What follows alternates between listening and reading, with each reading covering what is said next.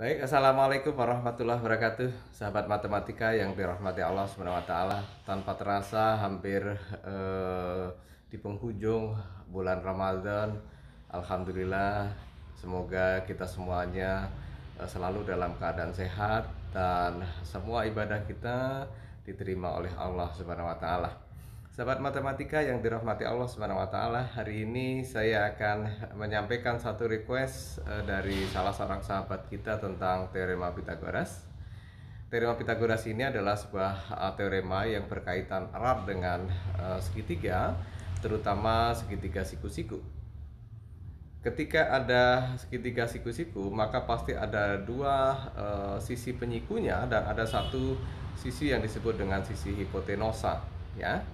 Kadang kita menyebut sisi miring, ya, tapi itu yang benar adalah sisi hipotenusa, yaitu sisi di depan sudut siku.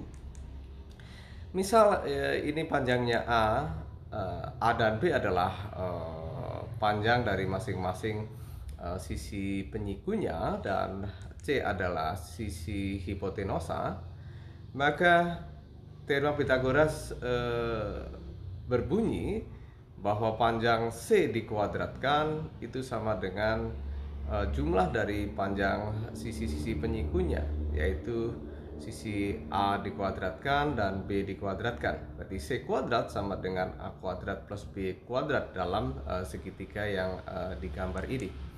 Bagaimana kita membuktikan secara empirik dari teorema tersebut, ya? Ketika kita punya segitiga siku-siku dan di masing-masing sisinya kita buat bentuk persegi, ya. Persegi masing-masing panjang sisinya adalah sepanjang sisi dari segitiga tersebut, maka ada tiga persegi. Dan ketika tiga persegi ini kita tempatkan, ya, di persegi yang terbesar, yaitu persegi yang ada pada hipotenusa, ternyata ini bisa kita lihat, ya. Ini kita tutupkan di yang pertama, yang kedua yang berwarna merah, kemudian yang berwarna hijau ternyata ditutupkan menutupi di sana, dan yang terakhir berwarna merah juga kita tutupkan akan menutupi yang ada di bagian paling kecil. Nah, sahabat sekalian, seluruh dari dua persegi tersebut, ketika kita tutupkan di persegi yang ada pada hipotenusa ternyata menutupi secara penuh. Ini menyatakan bahwa luas persegi yang ada dalam sisi hipotenusa itu sama dengan luas dari persegi yang ada di penyikunya ketika kita jumlahkan, ya. Artinya jumlah luas dari persegi yang ada dalam sisi-sisi penyikunya sama dengan luas persegi yang ada dalam sisi hipotenusa. Sedangkan luas dari persegi itu adalah sisi kuadrat. Dengan demikian, maka ketika sisi yang ini adalah A dan ini B, ini C, dengan demikian maka ini luasnya A kuadrat, ini B kuadrat, dan ini C kuadrat, maka C kuadrat itu sama dengan A kuadrat ditambah B kuadrat. Ini sahabat sekalian, jadi ini adalah bukti empirik, ya, bukti yang kita tunjukkan dengan menggunakan luasan yang kita tutupkan di dalam persegi yang ada pada hipotenusa. Bukti empirik yang kedua adalah ketika kita memiliki segitiga siku-siku ABC, maka perhatikan dengan seksama, sahabat-sahabat sekalian, ya. Dari kondisi yang ini dapat kita lihat bahwa C kuadrat itu sama dengan A kuadrat ditambah B kuadrat. Ya. Ini kenapa? Ini adalah salah satu bukti empirik ya yang bisa kita lihat ya. Coba nanti teman-teman perhatikan sendiri dari persegi yang ada di apa namanya gambar ini. Nanti coba dicoba sendiri ya. Pasti dengan menggunakan hal yang sama, dengan menggunakan menghitung luasan, maka kita peroleh seperti itu. Nah, ini dari apa yang saya tuliskan tadi sebenarnya, untuk yang pertama nanti teman-teman coba, tapi yang kedua ini sudah saya coba tunjukkan bahwa luas dari persegi yang terbesar, ya, luas dari persegi yang terbesar itu adalah A ditambah B dikuadratkan. Kenapa? Karena perseginya adalah sisinya A ditambah B. Dan itu akan sama dengan ya luas persegi yang ada di dalam, yaitu C kuadrat, ditambah luas dari 4 segitiga ya yang alasnya A tingginya B. Ya, berarti luas segitiga adalah setengah A dikalikan B. Ada 4, maka dikalikan 4. Dengan demikian, maka A ditambah B kuadrat sama dengan A kuadrat ditambah 2AB ditambah B kuadrat sama dengan 2AB ditambah C kuadrat. 2AB adalah 4 kali setengah AB.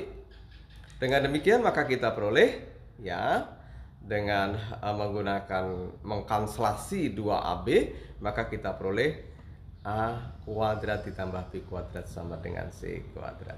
Ini sahabat sekalian ya. Yang keempat, ketika kita punya sebuah bidang ya ABCD dan PQRS, maka luas PQRS ditambah 4 luas segitiga ABC itu akan sama dengan luas dari ABCD. Ya. Dan ini akan sama dengan ya luas dari PQRS itu akan sama dengan B min A dikuadratkan ya ditambah dengan luas 4 segitiga yang alasnya A tingginya B 4 kali setengah AB sama dengan luas dari ABCD, yaitu persegi dengan panjang sisi adalah C, berarti sama dengan C kuadrat. Oleh karena itu sahabat-sahabat sekalian, maka B min A kuadrat sama dengan B kuadrat min 2AB plus B kuadrat ditambah 2AB sama dengan C kuadrat. Dan ini akan sama dengan B kuadrat ditambah A kuadrat sama dengan C kuadrat. Atau secara komputatif kita bisa tuliskan A kuadrat ditambah B kuadrat sama dengan C kuadrat. Ini sahabat sekalian. Nih ya. Kemudian yang kelima sahabat-sahabat sekalian, kita punya sebuah trapesium ya dengan sisi sejajar dengan panjang A dan sisi yang lainnya B ya. Dan kita susun satu bentuk ya yang kita ambil titiknya adalah titik yang ada di antara sisi yang tidak sejajar, yaitu kita peroleh segitiga yang pertama, segitiga yang kedua, dan segitiga yang ketiga. Maka dari itu luasnya adalah, sahabat-sahabat sekalian, luas dari trapesium itu adalah setengah A ditambah B dikalikan A ditambah B. Ya, mengapa? Karena luas trapesium itu adalah setengah dari panjang yang sisi-sisi sejajar dijumlahkan ya, jumlah dari setengah panjang sisi-sisi sejajar dikalikan dengan panjang alasnya ya. Ya. Dengan demikian maka ini sama dengan ya setengah A dikalikan B, yaitu segitiga yang pertama yang paling bawah, kemudian ditambah setengah A dikalikan B, luas dari segitiga yang kedua yang atas, dan setengah dikalikan C kuadrat, yaitu segitiga yang terbesar itu. Dengan demikian maka kita peroleh setengah A kuadrat tambah B kuadrat ditambah 2AB sama dengan setengah AB tambah setengah AB berarti AB ditambah setengah C kuadrat. Dan ini akan sama dengan setengah A kuadrat ditambah B kuadrat ditambah AB sama dengan AB ditambah setengah C kuadrat. Dengan demikian maka ini akan sama dengan setengah A kuadrat ditambah B kuadrat sama dengan setengah C kuadrat. Kita kanselasi dengan setengah, maka A kuadrat tambah B kuadrat sama dengan C kuadrat. Secara geometri sahabat-sahabat sekalian, kita pergunakan koordinat kartesius. Misal ada sebuah lingkaran dengan jari-jari C dan kita ambil titik pada lingkaran yaitu titik P dengan koordinat A, B. Berarti OQ itu panjangnya adalah A dan QP panjangnya B.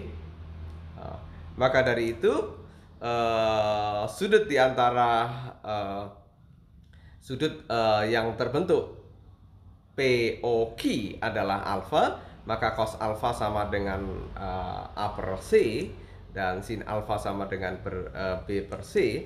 Sedangkan cos kuadrat alfa tambah sin kuadrat alfa sama dengan 1, maka A kuadrat per C kuadrat ditambah B kuadrat per C kuadrat sama dengan 1. Dan ini kita kalikan dengan C kuadrat, hasilnya adalah A kuadrat tambah B kuadrat sama dengan C kuadrat. Ini secara geometris. Baik sahabat-sahabat sekalian, mungkin itu dulu ya, masih banyak lagi yang bisa kita lakukan untuk menunjukkan baik secara empirik maupun secara matematis dari teorema Pythagoras tersebut. Pada dasarnya teorema Pythagoras memang berlaku ada pada geometri Euclid. Ketika teorema Pythagoras itu ada, maka pastilah berada di geometri Euclid. Demikian sahabat-sahabat sekalian yang dirahmati Allah Subhanahu wa taala. Apa yang bisa saya sampaikan, mohon maaf kalau ada hal yang salah atau yang tidak berkenan. Selamat belajar, sukses selalu, dan mohon subscribe bagi yang belum, mohon bisa di-share kepada sahabat-sahabat yang lainnya, tulis komen, kalau ada request silahkan ditulis, dan mungkin tanda like ketika teman-teman berkenan. Demikian saja. Wassalamualaikum warahmatullahi wabarakatuh.